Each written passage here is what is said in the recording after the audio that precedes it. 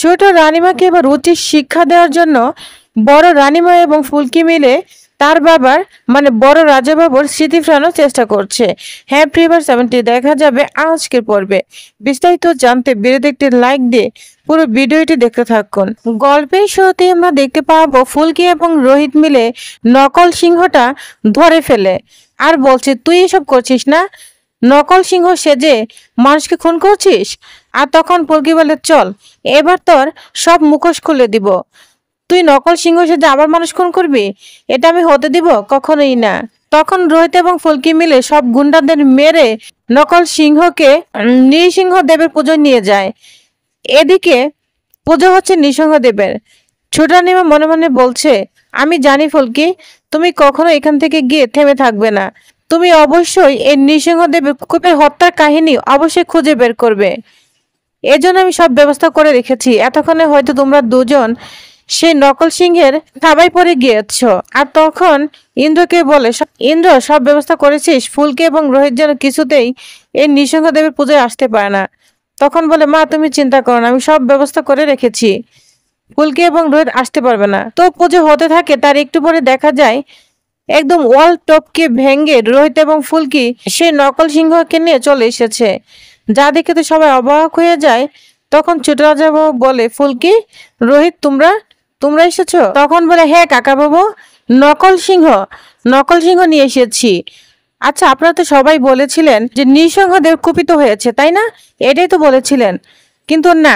আচ্ছা শিবদাস কাকা আপনার একবারও কেন মনে হলো না যে নৃসিংহদেব একজন দেবতা, দেবতা কারোই ক্ষতি করতে পারে না, দেবতা সবাইকে রক্ষা করে। এই যে দেখুন এ হচ্ছে নকল সিংহ সেজে মানুষ খুন করে এসেছে, একজনের পর একজন মানুষ খুন করেছে। তখন সেই নকল পোশাক দেখাতে থাকে রোহিত, বলছে এই দেখুন এই নকল পোশাক পরে মানুষকে একের পর এক খুন করে যাচ্ছে, আমাদেরও খুন করতে চেয়েছিল কিন্তু নৃসিংহদেবের আশীর্বাদে আমরা বেঁচে গিয়েছি।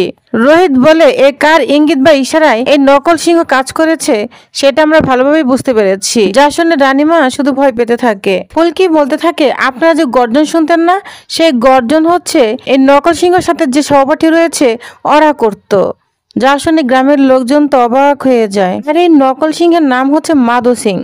সবচেয়ে বড় কথা হলো এই মাধু সিংকে এই গ্রামে কে আনলো। তখন ধানু বলতে থাকে আমিও সে একই কথা ভেবে আসছি, এই লোকটাকে কে হায়ার করলো।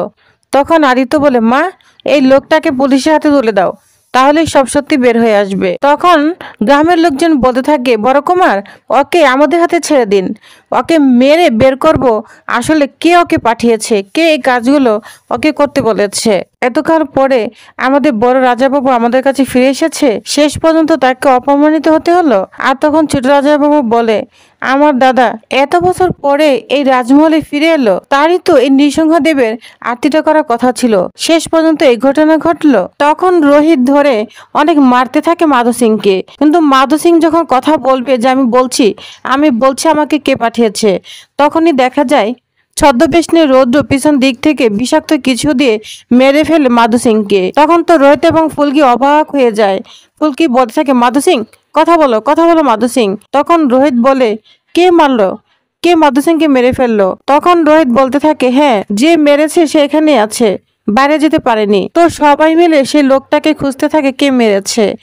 এদিকে পুলিশও খবর দিয়ে দিয়েছে ছোট রাজাবাবু। তখন ছোট রানীমা অনেক খুশি হয়ে যায় আর মনে মনে বলতে থাকে ভাগ্যিস রুদ্র এসে ওকে মেরে ফেলেছে, তা না হলে তো সর্বনাশ হয়ে যেত। তবে রুদ্ররূপ কিভাবে এসেছে, অবশ্যই ছদ্মবেশ নিয়ে এসেছে, যাই হোক ভালোই করেছে, তা না হলে তো এই ফুলকি আমার সমস্ত পর্দায় ফাঁস করে ফেলতো। এই বলে ছোট রানীমা অনেক খুশি হয়ে যায়। এদিকে পুলিশ অফিসে চলে এসেছে স্বাগতা বলতে থাকে এটা আমি আগেই বুঝতে পেরেছি কোনো না কোনো চাল ছিল, তবে ধরতে পারিনি, তবে এটা যে এইভাবে সলভ হবে বুঝতে পারিনি। ফুলকি রোহিত তোমরা সবাই মিলে থানায় এসো, স্টেটমেন্ট দিয়ে যাবে ঠিক আছে। তখন পুলিশ নকল সিংহকে নিয়ে যায়। স্বাগতা বলতে থাকে নকল সিংহকে কাজে লাগিয়েছে, কে কাজে লাগিয়েছে এটা আমাদের অবশ্যই বের করতে হবে, যাই হোক তদন্ত চলবে, আমরা মাধু সিং এর গ্রামের বাড়িতেও যাব, কে বা কারা যোগাযোগ করেছে এটা আমরা অবশ্যই বের করার চেষ্টা করব, কোনো চিন্তা কর না ফুলকি। এটা বলে পুলিশ অফিসার চলে যায়। আর তখন ফুলকি ছোটানিমাকে বলতে থাকে আচ্ছা ছোটানিমা আমি আর আমার বাবা ফিরে আসায় ক্ষতিটা তো আপনার বেশি হয়েছে, নিয়ম অনুযায়ী এটাই তো আসে যে ভাড়া খুনিকে দিয়ে আমাদের মেরে ফেলা, আমার বাবা ফিরে এসেছে, আমি ফিরে এসেছি, এই রাজমহলের সম্পত্তি উত্তরাধিকারী ফিরে এসেছে, তাহলে কি আপনি এখনো বলবেন যে বিষয় আপনি কিছুই জানেন না? তখনই দেখা যায় ওই মুহূর্তে ওইখানে বড়ানিমা চলে এসেছে। বড়ানিমাকে দেখে ছোটানিমা বলে, বলো তো দিদি, তোমার এই মেয়ে বারবার কেন আমার দিকে আঙ্গুল তুলে? নকল সিংহ সেজে মানুষ খুন করেছে, এর জন্য কি আমি দায়ী? বড় রাজাবাবু এত বছর পরে ফিরে এসেছে, তাহলে তো আমাদের একটা সন্দেহ হবে, এর জন্য কি আমি খুন করেছি? আর ফুলকি এমন সব ঘটনাগুলো বলে যাচ্ছে, আমার বড় ছেলে আমাকে সন্দেহ চোখে দেখে। ছোট রাজাবাবুর কথা নয় বাদই দিলাম। আর তখন বর্ণিমা বলে, শুন, আমি না আড়াল থেকে সব শুনেছি। এই মাধব সিংকে অবশ্যই কেউ না কেউ ভাড়া করেছে মানুষের মাঝে আতঙ্ক সৃষ্টি করার জন্য। আবার এই মাধব সিং এর কাছে যখন জানতে চাওয়া হলো যে তাকে কে হায়ার করেছে, ঠিক সেই মুহূর্তেই তাকে মেরে ফেলা হলো। এসব ঘটনা কিন্তু সাধারণ ব্যাপার নয় রে ছোট, সাধারণ ব্যাপার নয়। ঠাকুরপো, আমার মনে হয় তোমার এবার উঠে পড়ে লাগা উচিত। এই নকল সিংহকে কে লাগিয়েছে, এত মানুষগুলো খুন করেছে, কে করেছে এসব? এবার তোমার সব তদন্ত করে বের করা উচিত। তখন ধানু বলে, ফুলকি তো ঠিকই বলেছে বরানিমা, যার স্বার্থ আছে সেই হত্যালীলা চালাবে। তখন ফুলকি বলে, কোনো সম্পদশালী লোক ছাড়া এই কাজগুলো কেউ করতে পারে না। তখন রোহিত বলে, হ্যাঁ ঠিকই বলেছে ফুলকি, একটা পর একটা মার্ডার হয়ে যাচ্ছে, কারো কোনো মাথা ব্যথাই নেই। তখন রোহিত বলে, 24 বছর আগেও বড় রাজাবাবুকে মেরে ফেলার চেষ্টা করা হয়েছিল, তারপর যখন ভাগ্যক্রমে আমরা ফিরে এনেছি, সে 24 বছর পরও সে একই ঘটনা ঘটলো, বড় রাজাবাবুকে এসব মারার প্রচেষ্টা। মাধব সিং প্রচুর এই কাজটি করেছে, যখন আমরা জানতে পারবো তখনই সেই মুহূর্তে মাধব সিংকে মারা হলো। আর তখন আদিত্য বলে, রোহিত দা, তুমি কি তাহলে আমার মাকে ইঙ্গিত করে এসব কথা বলছো? আমার মা যাই হোক খুনি তো নয় না, আমার মা খুন করতে পারে না। যা শুনে ছোটানিমা অবাক হয়ে যায় আর খুশি হতে থাকে। তখন ফুলকি মনে মনে বলতে থাকে, এখানে আর কথা বাড়িয়ে লাভ নেই, তাহলে আদিত্য দা অনেক কষ্ট পাবে। কেই বা শুনতে চায় মায়ের নামে প্রতিদিন এসব কথা? আগে আমাদের সমস্ত সত্যি বের করতে হবে, বাবার স্মৃতি ফিরাতে হবে। বাবার স্মৃতি ফিরে আসলে আমরা সবকিছু জানতে পারবো। এদিকে রুদ্রর কাছে চলে গিয়েছে ছোট আনিমা। ছোট আনিমাকে দেখে রুদ্র বলতে থাকে, জানি ছোট আনিমা আপনি আসবেন, তা বলুন রাজমহলে নতুন করে কি নাটক হচ্ছে? আরে ছোট আনিমা, আপনি বসুন না, দাঁড়িয়ে আছেন কেন, বসুন। যাক বাবা, মাধব সিং তো কোনো ক্ষতি করতে পারেনি, তবে ফুলকির কানেরা দেখলেন সেই কোথা থেকে মাধব সিংকে ধরে এনে একবারে নিয়ে আসলো নৃসিংহদেবের মন্দিরে। কোনো লোকজন আটকাতে পারলো না এই ফুলকি দাসকে। এই মেয়েটার জন্য আমাদের আর কত জলে পরে মরতে হবে বলুন তো? কত কিছুই তো করলাম, কত চেষ্টা করলাম আমার মতো দেখতে, তাকে ট্রেনিং দিয়ে একেবারে রাজবাড়িতেই পাঠালাম ডিএনএ টেস্টের জন্য। যদি ধরাও পড়ে যায় তাহলে যেন এই ফুলকি দাস এই রুদ্ররূপ সান্যালের কোনো ক্ষতি না করতে পারে।